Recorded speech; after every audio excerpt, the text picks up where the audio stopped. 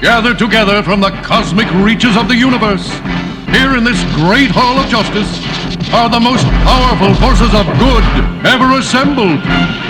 I'm Batman.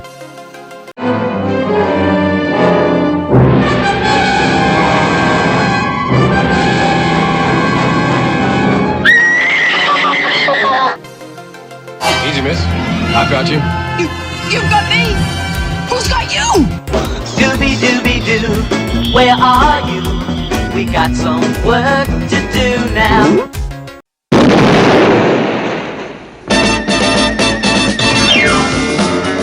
Wonder Woman! Wonder Woman! Mr. McGee, don't make me angry. You wouldn't like me when I'm angry. Wait a minute, Doc. Are you telling me that you built a time machine? Out of a DeLorean? I'm Conor MacLeod of the Clan MacLeod. I was born in 1518 in the village of Glenfinnan on the shores of Loch Shiel. I am immortal. I'm Captain Kirk. I'm a doctor. But probably not the one you expected.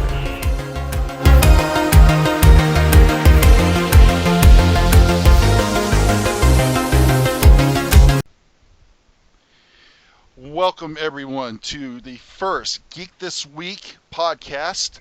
I am your host, Billy Ward. Joining me is my good friend in California, Sean the Shark Williams. Sean, how are you doing? I'm doing good, Billy. We got a big weekend down here, especially with Comic-Con going on in San Diego right now. Absolutely. Anything and everything that's going on is at San Diego Comic-Con. Game of Thrones panel, DC shows Arrow Universe panels, the Marvel Cinematic Universe panels. We could go on and on forever, Sean. But what are the big things that you're looking forward out of San Diego Comic-Con? Well, I mean, I think hands down for me, it's got to be the trailer for Justice League. Oh yeah, Justice League. We've seen some of the trailers and it looks really good so far. I think it's going to be a great movie, especially after the success of Wonder Woman, which has now officially become the biggest hit of this summer season. Yeah, that's and also go ahead. Also, that there has not been a superhero movie that has held this strong in the box office in 15 years. And that's very impressive. And it's a movie starring a woman, directed by a woman. Mm-hmm. Yeah. But, yeah, the things I'm looking forward to, and I know you're a big fan of it, Sean, The Flash. Oh, absolutely. I'm looking for what's coming out of that. Plus, I want to see who are going to be the new cast members for Legends of Tomorrow. That's what I'm looking forward to, because I thought the second season really picked up for that show. Yeah, it didn't finish as strong as this rest of the season by comparison, but it still was a great deal higher than it was. Definitely a step up from season one. Which, not that season one was bad, but season two was definitely a big upgrade for the show. Absolutely, but there's just a lot of great things. Also, if I'm not mistaken, I believe that they debuted the trailer for the new sci-fi series Krypton. Yeah, I haven't seen it yet. I haven't had a chance to see it either. I'm still kind of back and forth on how I feel about it. I mean, Smallville was one thing, but I don't know, just how you're going to pull off the planet Krypton in a storyline before the planet gets blown up. I don't know. That's just, I'm not sure how I feel on that one. Yeah, I've got to see the trailer for it to get a real good feel. But one trailer that I know you have seen, and I've seen it too, and that is the Inhumans trailer. Yeah, and you mentioned Game of Thrones. Of course, seeing the actor that played Ramsay Bolton playing Maximus the Mad of the Inhumans. That, I mean, first off, that guy can't walk away from a villain role. No, although I'm sure it'll be a slight slightly toned down from Ramsay Bolton. He's not going to castrate anybody that I know of. Hopefully not. But I mean, this is the first time I saw them use the effects for Medusa's hair, which I was actually pretty impressed by. Saw some familiar faces of the Inhumans. Saw Gorgon in action. Saw him stomp the ground and cause the whole ground to quake. And of course, seen glimpses of the Black Bolt, which I think that's probably the biggest thing I'm curious about with that series is how are you going to pull off a character that can't, well, not so much that he can't speak, but but if he does, he'll level everything. How do you pull something out like that off? Yes. Also, just a little trivia here. The actress who is playing Medusa played Zartana in Smallville. Yeah, in Smallville she played Zatanna, which I actually thought was brilliant casting when they cast her for that. Yeah. But one heartbreak, I mean, for me personally, because I watched the show, one thing I was kind of heartbroken about with Comic-Con, or that was revealed at Comic-Con was, and this is for anyone that watches the Vampire Diaries or the originals, they said that while there will be a 5th season of the originals, that this is going to be the end for it. Yeah, I hate it when your favorite show gets canceled, but in this case, at least they have a season to, wrap things up and give you closure. Absolutely. A lot of shows, you don't get that. Yeah, and for the most part, the CW's done a pretty good job with that. I mean, when they did 90210 and Gossip Girl, at least they gave it the last seasons to wrap things up. Right. NBC's notorious for doing that. One of my favorite shows was Revolution. They canceled it after the 2nd season, and they left you on a cliffhanger. And they almost did that with the recent sci-fi series Timeless. They canceled it and then came back and said, no, we'll bring it back for a 2nd season, 10 episodes. So I'm glad about that. But since we were talking a little about Game of Thrones 7th season debuted on HBO last Sunday, and oh my God, what an episode! That had to be by far my favorite beginning, maybe of a series, much less of Game of Thrones. I mean, I've heard of kicking things off with a bang, but damn. Yeah, and just a warning, people, if you haven't seen that season 7 episode premiere for Game of Thrones, you might want to tune down the volume because there will be spoilers. You're a little kinder about it than I was. I would have said, if you haven't seen it by now, what the hell is wrong with you? Well, that too. But you got to understand, HBO Now crashed. They crashed the servers. That's how many people were trying to watch that thing. Yep. And the ratings alone for the Game of Thrones, it was through the roof. Oh, yeah, absolutely. So you start the episode off and you see Walter Frey. And so me and my wife are watching this and we're thinking, like, is this a flashback?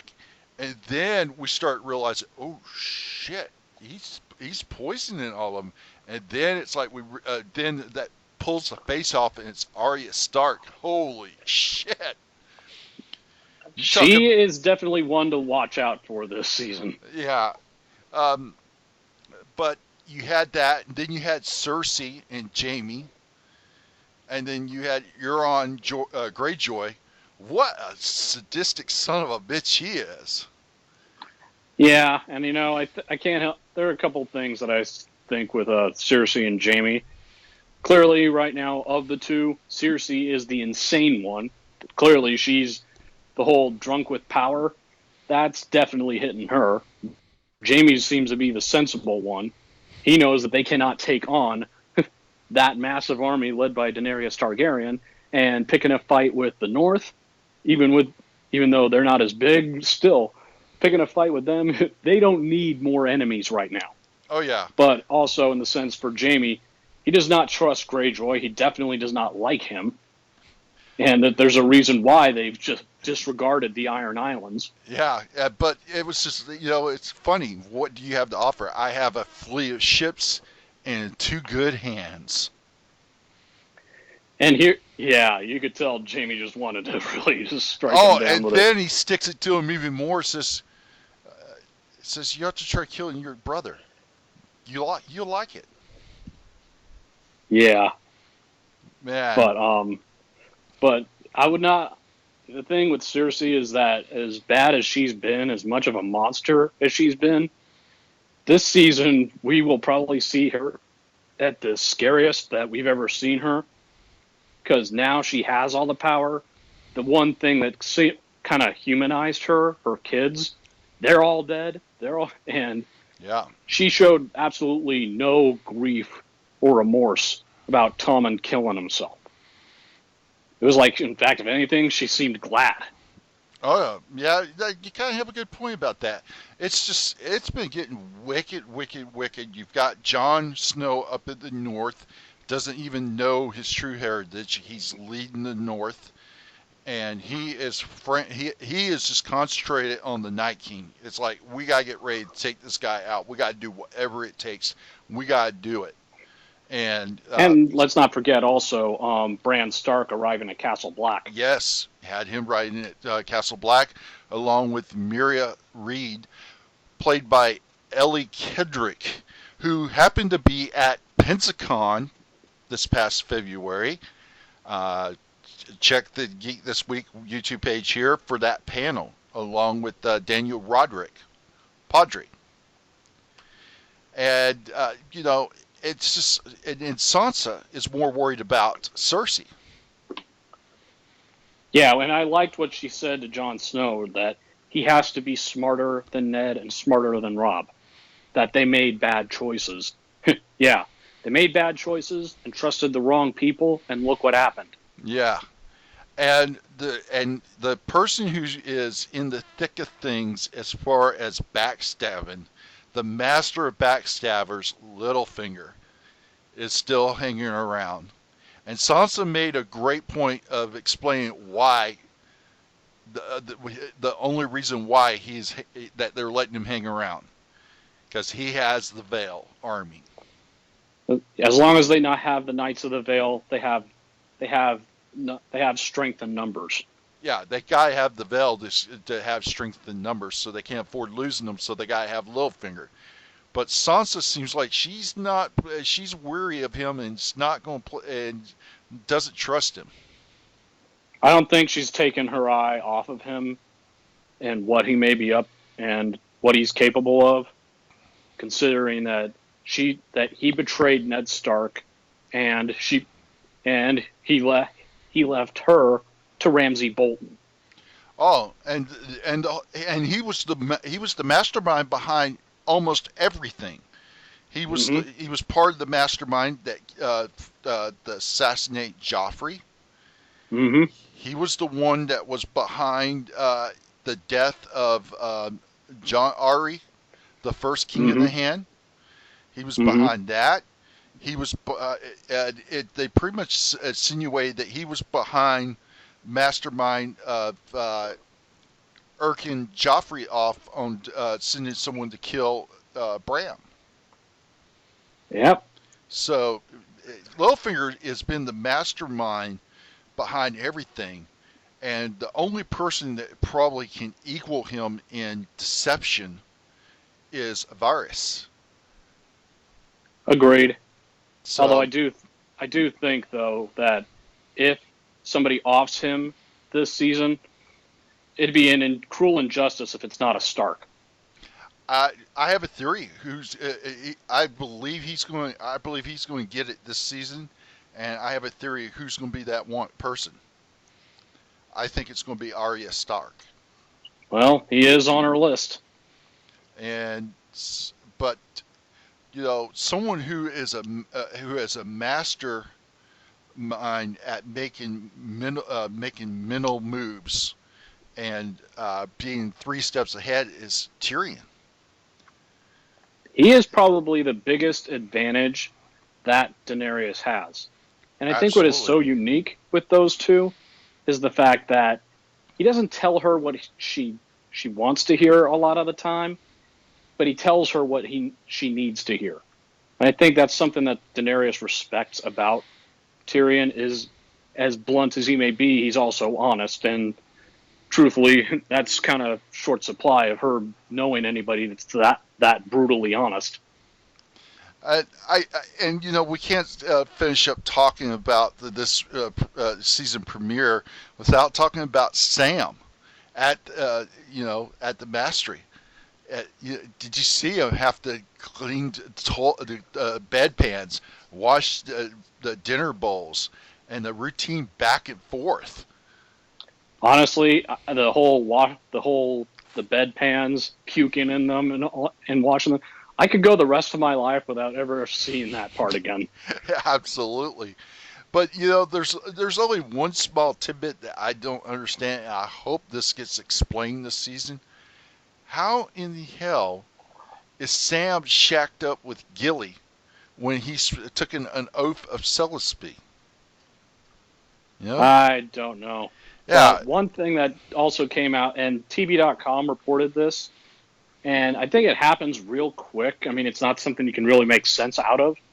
But the book, when it talks about dragon glass, there is something in it that talks about the dragon glass in relation to the grayscale, like what Ser Jorah has. Right. The way that I've heard it explained is if it's crushed up and ingested, it will cure the grayscale. Because let's not forget, Stannis Baratheon's daughter had it and was cured. Right. So we know there is a cure. Yes. But the fact that there is a mountain's worth of dragon glass is the first sign of real hope against the White Walkers, which, by the way, they have 3 wildling giants that are now White Walkers. Good God. Yeah. I've talked to some people, and some people were like, oh my gosh, I hope Joffrey doesn't come back as a Rife. I'm like, no, if you remember, the set got blown up by wildfire. He's skin gray, he's dust, he's not coming back. Yep, gone to meet his maker, burnt to a crisp, stone effing dead. Yeah, don't have to worry about him. So, but I just think that I don't think any of the main characters are going to die this season. I think the biggest character out of anybody who's going to die is going to be Littlefinger. I think Littlefinger, but I also think Cersei, but not until the very end. With them having one more season, I don't see Cersei being killed yet. I think that's going to happen next season. Well, I mean, at the very end of the series is when I predict that will happen. Okay. So, but I thought it was interesting. Kit Harington, the guy who plays Jon Snow, confessed that because they had paparazzi swarming all over them when they were filming, they actually did fake scenes. They did fake scenes to throw off the paparazzi so that no spoilers got out. While time-consuming, also clever. Okay. Doctor Who, they made the big announcement, BBC, that's the British Broadcast Corporation. They made an announcement last Sunday who will be the 13th Doctor for Doctor Who. For those who are not familiar with Doctor Who is a British sci-fi series that debuted in November 13th, 1963, and it revolves around an alien time traveler named the Doctor, who is travels in a blue box that looks like a old British police box. It's called the TARDIS. It's bigger in the inside. He travels through space and time. He comes from the planet Gallifrey, and he is a Time Lord. His race has the unique ability whenever their bodies is close to death or has been seriously injured, they can regenerate into a new body, but it also causes them to have a new unique extinct personality.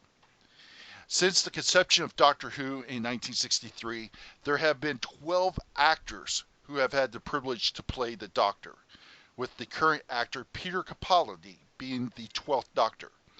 Capaldi will be leaving the series at the end of this year.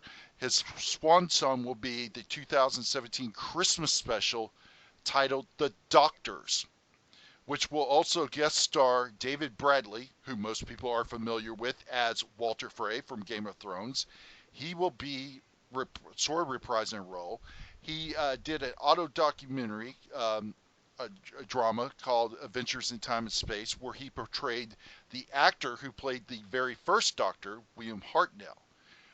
In the Christmas special, Bradley will play the actual first Doctor. So, the BBC announced that the new 13th Doctor will be a woman. For the first time, an actress will play the Doctor, and that is actress Jodie Whittaker. Now, there's been a lot of controversy going on the web about BBC's decision to make the Doctor a female. The new showrunner, which we call in the U.S. here, executive producer, Chris Chimble, is made the decision to cast Jodie Whittaker as the Doctor. He said he had already decided that the new Doctor was going to be a female. Jodie Whittaker has a prior relationship with Chris Chimble, as they both worked on the British series Broadchurch, which also stars David Tennant, who is famous for being the 10th Doctor. Sean, I know you're not that familiar with Doctor Who, but I know you have opinion on the controversy that's going around about the Doctor now going to be a female. Yeah, and there's been a lot of stuff this week that has just really just made me reach the brink, between like the backlash over the whole Ed Sheeran cameo, to which all the backlash on that on Game of Thrones, I was just like, who the hell cares? Exactly. And of course all the fandom wars crap is over Dinah Drake on Arrow, which that's, believe me, we do not have enough time for me to go on a complete rant on that one. But to those people, I just think, shut up. Now, to which I say to these people that are complaining about a female Doctor Who, oh, to quote Peter Griffin on Family Guy, oh my God, who the hell cares? It's a female Doctor Who. Who is it really that big a deal? Is it really that much to damn a show? Come on. No, and here's the thing that it blows my mind. One of the main villains for Doctor Who, and this villain has been around since the 70s, when John Pertwee played the third Doctor, is a fellow Time Lord from the planet Gallifrey, the Master, who was supposed to be the exact opposite of the Doctor. And there's been multiple actors to play the Master. And the last person to play the Master was a woman, Michelle Gomez. And, of course, she didn't call herself the Master. She called herself Missy, short for Mistress. Right. And nobody complained about her being a female version of the Master. Everybody was fine with it.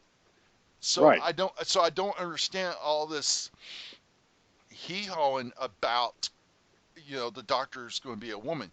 Now, to be quite honest with you, I had another actress that I wanted to see be the Doctor, and that is Marina Sirtis, better known as Counselor Deanna Troi on Star Trek: The Next Generation.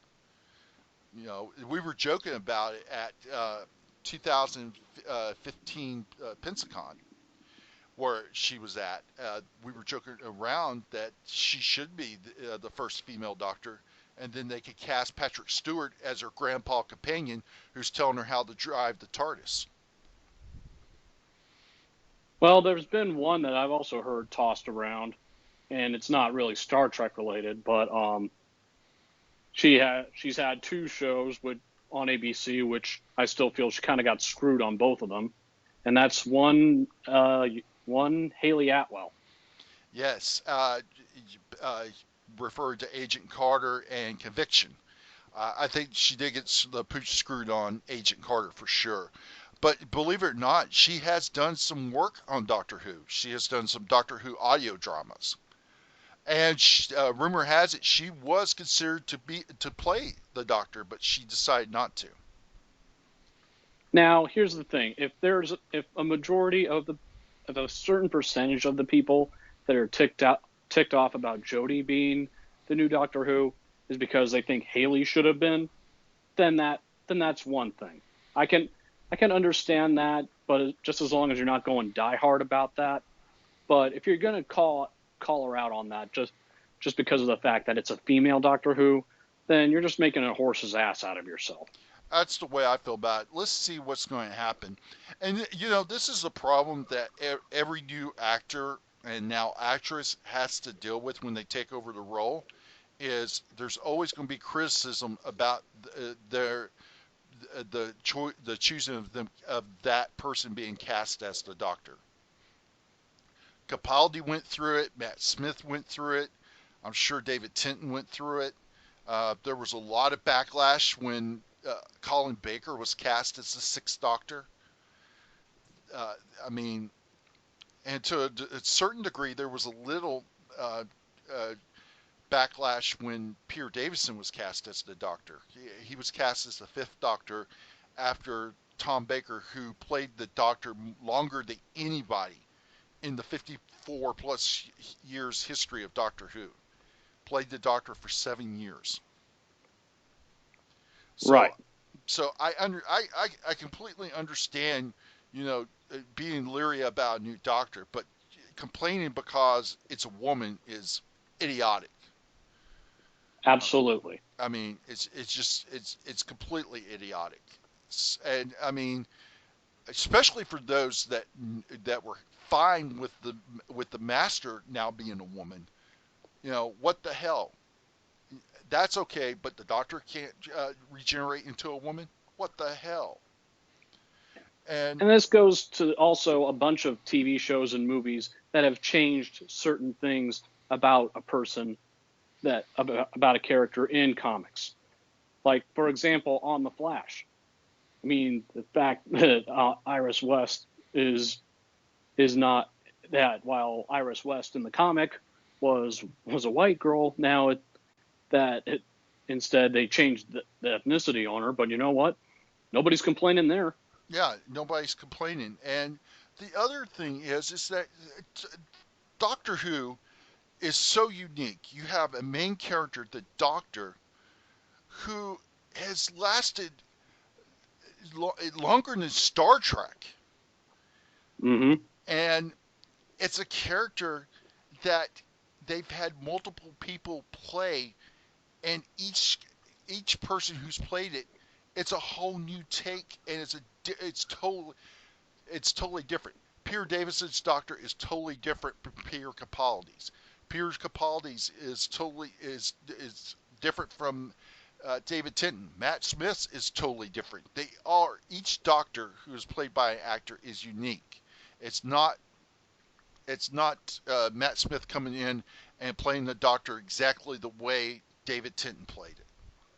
And that's exactly what it comes down to, is that when each time that you bring forth a new Doctor, and you're always having each one to be different than the previous one, that when you're striving to have each Doctor different, all bets in all areas are off. That that's free range to you find whatever you can to help differ each of them up, including a gender change. And you know what? I applaud them for this. I think it's great. I think it's new. I think it's fresh. And you know what? Who knows? For all we know, Jodie may do some phenomenal things as the newest Doctor Who. Absolutely. So anyway, it will be on Christmas that the Christmas special will air, and it has been titled The Doctors, and we will see Peter Capaldi's 12th Doctor regenerate into Jodie Whittaker's 13th Doctor. So, wrapping things up, Sean, do you have any thoughts on what you're looking forward in the coming weeks for all things Sci Fi Geek wise? Well, like I said, I didn't have enough time to rant about what's been pissing me off with fandoms, but the way I look at it, the thing that I keep hearing is comic accuracy. Here's a newsflash to all those diehards and all those fandom loyalists. There is no such thing as comic accuracy. Not 100% comic accuracy anyway. I mean, Smallville was not 100% accurate. Gotham is not 100% accurate. The Flash, as good as it is, Legends of Tomorrow, Supergirl, none of those are 100% accurate, and none of the Marvel movies have been 100% accurate. And to rip on actors and actresses on social media that are getting paid to play a character, that it's their job, is just, like we were saying about Jodie and the backlash she's getting, is just completely idiotic. Absolutely. Now, in terms of what I'm looking forward to, like I said, I'm anxious to see Flash. I'm anxious to see what they do, especially how they bring back Barry Allen, because let's face it, there is no way they're going to have this show without him, because too many people love Barry Allen just because of the way Grant Gustin plays the character. And, people still hate on Arrow because even though they got a new Black Canary with Dinah Drake and saying it's not Laurel, that it's not about Felicity. True, the show is not about Felicity Smoke, but it's also not about Laurel Lance either. And, as much as I love Katie Cassidy, and I do love her, the way they've done Laurel Lance wasn't exactly perfect either. And frankly, Juliana Harkavy's job that she's done as Dinah Drake, I like it. Yeah. I like how the costume looks. Apparently she's going blonde now, which commend her for that. So you know what? I have no issues with any of it. And here's the reality check. Arrow last season, season 5, was a hell of an improvement over season 4 and over season 3. Because I've honestly thought if you take away Laurel Lance's death in season 4 of Arrow, season 4 still sucked. Damien Darhk was a terrible villain, at least on Arrow he was. And that whole plot with his whole little twisted Noah's Ark thing was just absurd. But I'll give Neil McDonough credit. He did redeem himself as that character on Legends of Tomorrow last season. And he will be returning as Damien Darhk for season 3 of Legends of Tomorrow. And speaking about Legends of Tomorrow, we're getting a classic 70s superheroine, and that is in the form of Isis. And that's Isis, the superheroine, not the terrorist group. This is a good Isis. Yeah, which I like that. So far, so good. I'm still curious how exactly they're going to pull it off with Amaya, because with her sticking with the group, that means Mari is never going to be born. Well, now remember, they can take her back to that exact point in time anytime. They have a time ship. So I think it'd be fine. As long as she returns to her point of origin, she'll be fine. Yeah, but the whole thing with her and Nate, a.k.a. Steel, as a couple, that complicates things. Well, yeah, I mean, there's two ways. There's a couple of ways they can settle that. The obvious way is they break up. The second way around is he goes and lives with her in the past. True, which is indeed possible, but I would hate losing that character because, frankly, I like that he's still around, because I thought Nate, with his whole historian background, definitely meshes well with the group, especially when you're on a time-traveling ship. Yeah, and also the chemistry, the bromance kindership between him and Ray Palmer. Yeah. Let me ask you a random question regarding Legends of Tomorrow. We've seen a lot of these characters evolve from the start of this series all the way to now. Whose character evolution have you been most impressed with? That's a good question. I really have to say it's a hard one for me to say, because I really like Nate. I thought Nate was totally good in season 2, but then Ray had some moments, great moments in season 2, but it's going to be a tie between Ray and Mick. Yeah, you see, for me, it's a tie also, but Mick is half of it. I mean, seeing him evolve past being the trigger-happy grunt and the thug to what he is now, actually caring about the team and actually doing the right thing. But the other one I would say I'm impressed with her evolution it's Sarah Lance.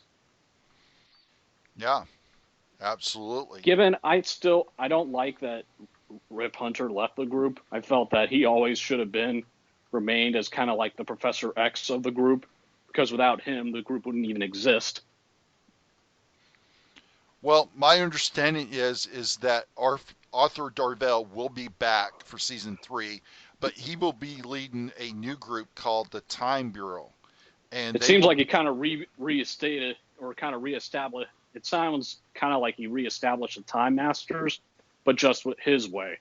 Yeah, and it seems like one of the things I've heard in some plots is that his organization and the Legends are going to butt heads.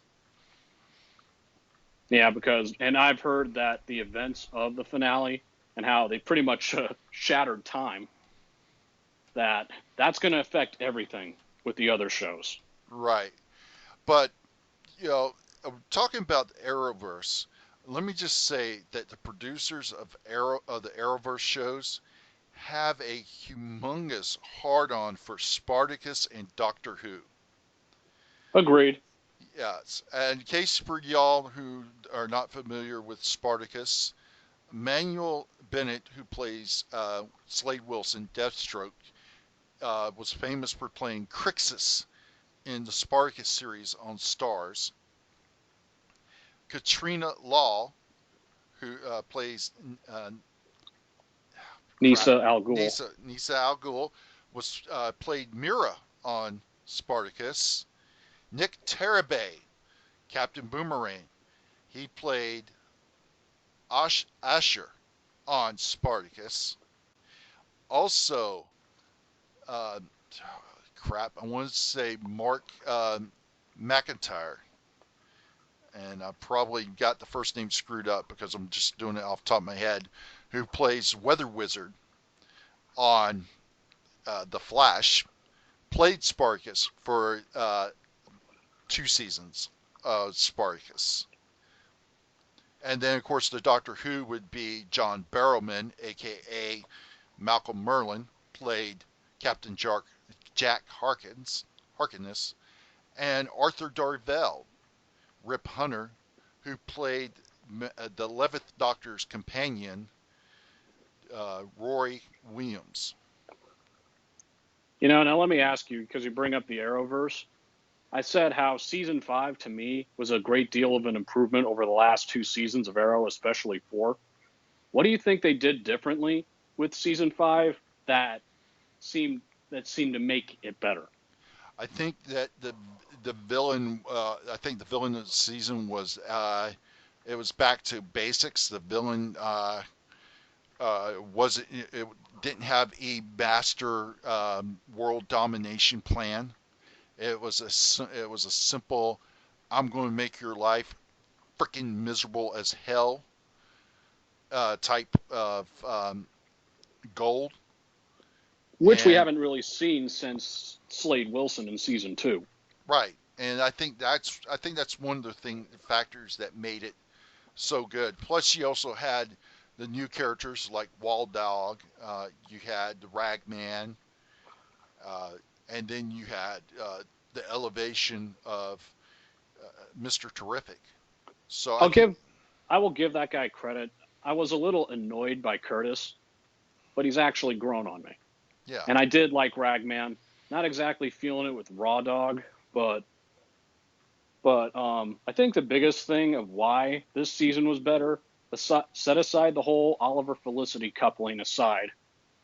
So I'm leaving that crap out, even though they didn't really focus much on that this season, is that the show, they talk about the show finding its roots. And I think the biggest one to me is centering it back on the fact that this show like I said, it's not about Felicity Smoke. It's not about Dinah Lance. It's about Oliver Queen, the Green Arrow. It's always been about him. He's been the focal point. And I think that's one of the biggest reasons why this season was better, because it once again put the focus back on where it should. Yeah, absolutely. And bringing back Slade Wilson was just a stroke. Well, to me, was a stroke of genius. Oh, yeah, absolutely. Some people are wondering why the attitude change on Slade, considering the last time we saw him, he still wanted to kill Oliver. I think it's because just like when Roy Harper was cured of the Mirakuru, yeah, the physical was gone in an instant, but the mental took longer to fade away. Yeah. And considering how much of that stuff Slade had in his system, I would say that it took a lot longer to just be completely gone. Because honestly, you watch that, he was not acting like the Slade that wanted to kill Oliver. He was acting like the Slade Wilson that actually called Oliver his friend. Exactly. So, as we wrap things up, Sean, do you have anything you want to plug? For my wrestling takes, you could follow me on Twitter at ApexSharkSW. My Facebook groups, I have two. One for wrestling, which is the Wrestling Attack, and of course Variety Bites, which is where I'll be talking a lot of stuff, TV, movies, and sports. And one movie that I'll say that I'm looking forward to, but I have to wait a week until it comes out. I'm actually curious to see Atomic Blonde. Yeah, the trailers do look good for that. And the fight scenes do look rather impressive. Yes. And if you've seen the training video of her, like behind the scenes, like her learning to do those fight scenes and how they said she did pretty much all of her stunts, Charlize Theron's hardcore. Yeah. So for me, check out all the wonderful videos on the Geek This Week YouTube channel. Check out all the panels from Pensacon 2016, 2017, Fanboy Expo 2016, and check out all the other great videos on the Geek This Week YouTube channel. John, I've had a great time. Look forward next week, my friend, and we'll talk about all things that's geek. So, guys, thank you for watching Geek This Week YouTube podcast, and we'll see you all next week.